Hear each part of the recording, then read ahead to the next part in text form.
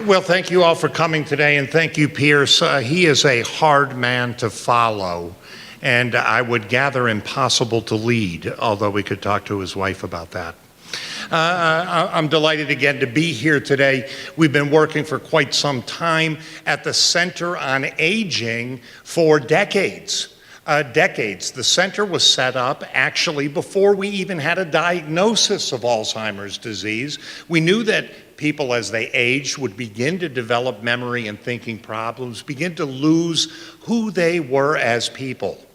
And it was at that time that the Center on Aging was set up as one of the original 10 centers in the United States funded by the National Institutes on Health to address this problem that at the time we saw as an impending public health care crisis. And I always laugh about that because actually it wasn't impending at that time and it's not impending now. The crisis was on us then, just not recognized. And what we've really done over the years is begin to bring out the extent of the problem into the light of day.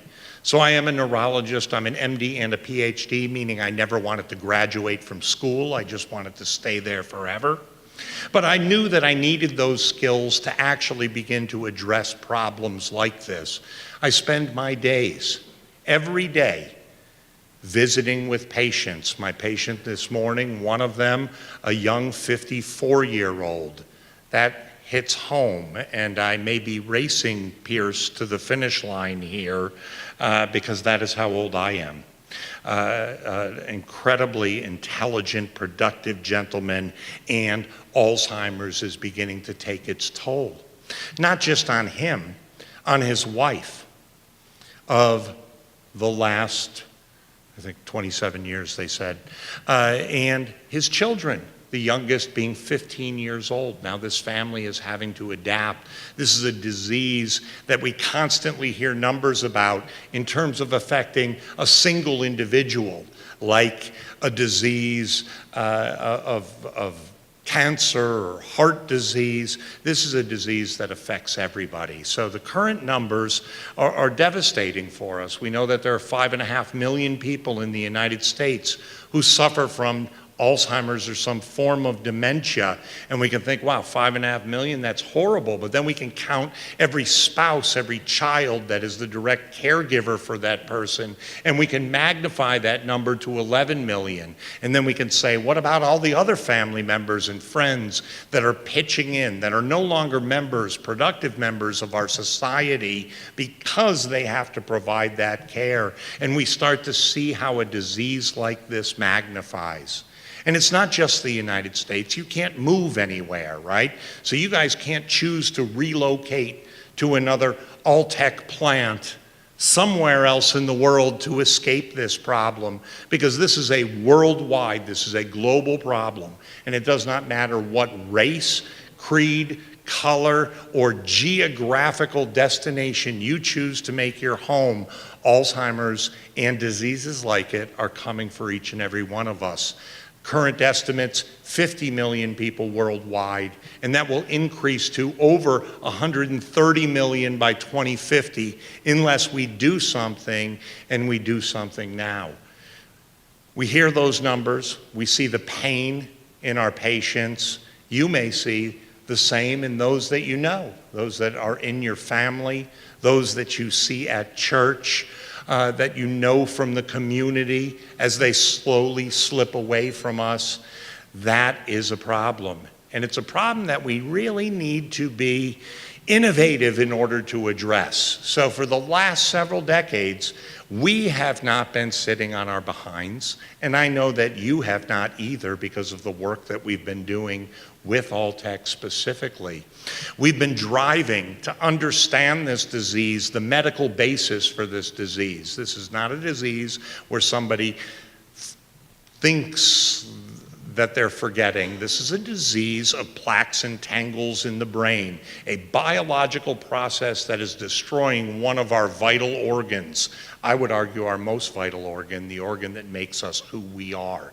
And understanding why cells die, how plaques and tangles form, has been a goal for many years. It's really a goal that we had largely accomplished by about the year 2000. So about 17 years ago, we already had in our hands enough information to begin to assemble medicines to attack and address the problem. And yes, you may all hear there is no cure as of yet.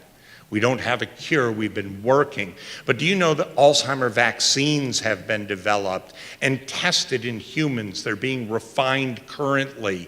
There are some problems with some of these approaches because of the complexity of aging and the disease. There are other medicines designed to attack the plaques, designed to attack the tangles, designed to attack nerve cell death, inflammation, oxidative damage. We're attacking the disease from every angle that we can. And that really brings us to the present, where we are currently. At the Center on Aging, we are respected as one of the leading centers in the world in terms of the search for new medicines and cures for Alzheimer's and diseases like it. We are currently testing over 16 different compounds that may attack the disease process as a potential cure from many directions. Many of these may be effective in prevention, many of these in treatment, but all trying to attack the underlying medical problem, much like where we were with breast cancer in the 1970s. And we know the strides we've made in these diseases by pulling together and focusing our energy. Currently, we have over 500 people taking experimental medicines at the center. Many of those are on a compound that was developed here at Alltech, and we're testing them for their biological effects. This is incredible, and as I always say, whenever I can cry on someone's shoulders, I am directly responsible for their health, well-being, and safety. And that is a privilege and an honor, because they are the army fighting this disease. And what we're providing are the reinforcements, the supplies, the artillery, so that we can get that job done. And I would like to thank you all here at Alltech for being part of that supply chain that without we would clearly lose the war. And with the weaponry that's being developed, this disease will fall like other diseases before it, and that's the future. That's the promise. And yet we need to be smart about what we do. Some of the medicines that are being developed are infusion therapies that require hospitals and thousands of dollars per dose. This is impractical when addressing a global problem. This is one of the things that I'm most fond of several of the medicines that we're testing, and I think that AT-001, a compound we've been working with Alltech on, really is leading the front in that respect. It is a medicine that is relatively cheap, easy to take, orally available, able to be distributed on a global basis with a minimum amount of time and effort. And we're working currently on our second study. Our first study demonstrated the safety profile of this, and it is safer than pure spring water in our hands. What we are looking at is what is the biological effect, and it's amazing. Our initial study showed tremendous promise. It was a safety study. We weren't expecting it to show us anything in terms of potential efficacy in humans. I think we'll hear about some of the animal and other data, and I'm not going to dwell on this, but we had a very strong signal that this is a medicine that may directly impact Alzheimer's disease biologically. And we're going to continue to drive this medicine and all the medicines that we're currently studying and those that will be coming down the pipeline in the future until the day comes when you don't have to worry about your parents. You don't have to worry about your spouse. And Pierce and I don't have to worry about ourselves. That's the future. That's the promise, and that is what we're working for currently. So I know that you are all standing. I'm going to end my comments there and hand the podium back over to Pierce. Thank you for this opportunity.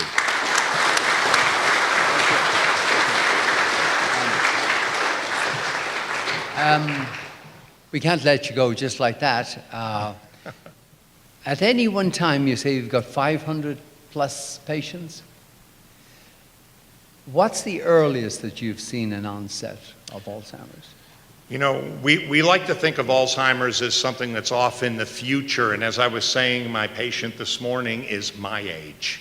And yes, indeed, I see people in their 40s on a fairly regular basis, and I even every now and then see somebody in their late 30s with Alzheimer's disease, and this is a tragedy. And is there something,